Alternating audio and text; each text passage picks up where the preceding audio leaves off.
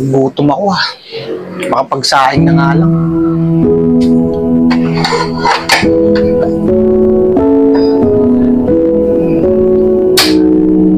Ako, wala nang gas ah. Paano kaya nito magluluto niya? Wala na palang gas.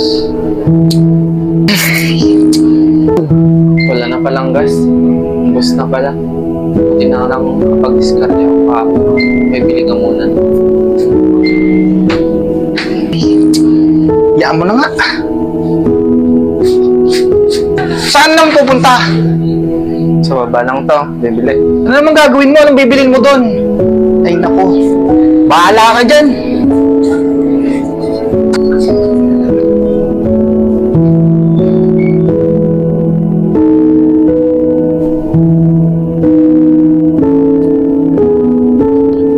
Taragis na bata na to.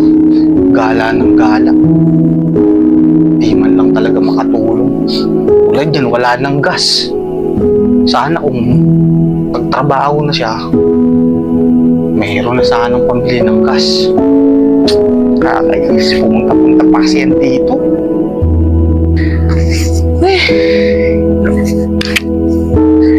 Kakainis, nagugutom na ako.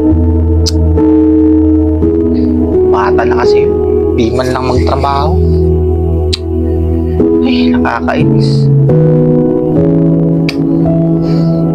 Katulog na nga lang.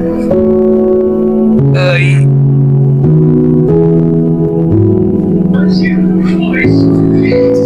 Gabi na. Nagugutom na ako.